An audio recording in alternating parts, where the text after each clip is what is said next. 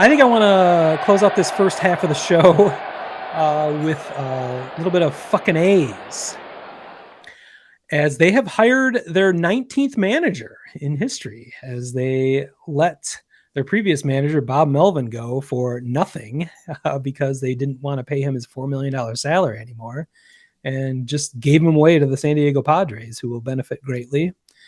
The A's announced they have hired Mark Kotsay, former player with the team back in the mid 2000s. And he was their current third base coach. And they just saw him standing there at third base, say, hey, why don't we just move this guy into the dugout? He can do it. They gave him a 3-year deal with a club option for a fourth. I am confident it is a low dollar deal, as he has no managerial experience. It's not quite the same scenario as David Ross being hired by the Cubs. As he was, Mark Kotsay was a fun player, but he was not the legendary status that David Ross had. That was an obvious fan favorite.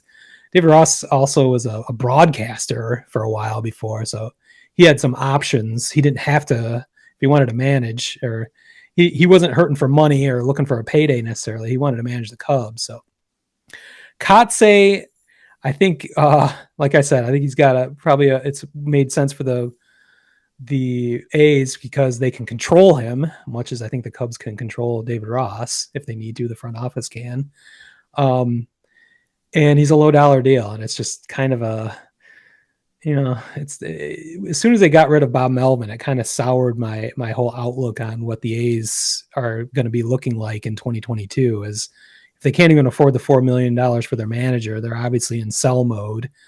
Mark Kotsay certainly does not help change that attitude necessarily. And we haven't seen them trade anyone of interest, but they have a lot of players out there that I'm sure many teams would be interested in on the corners of the infield and other places. So we'll see how that plays out, but not.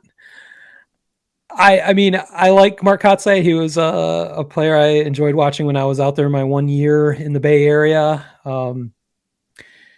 I had heard a rumor, and I think I misread this someplace, that he had brought back Eric Chavez to be a bench coach or to be part of this coaching staff. And then I just read that Eric Chavez is on the Yankees staff now. So I'm not sure what happened there, if I misread that or if something's happened since I was paying close attention to that. But Eric Chavez was my favorite A's when I was out there. So I thought that would have been kind of a cool connection, bring back the mid 2000s A's, but that is apparently not happening. So even less reason to get too excited about this deal or about A's baseball for 2022.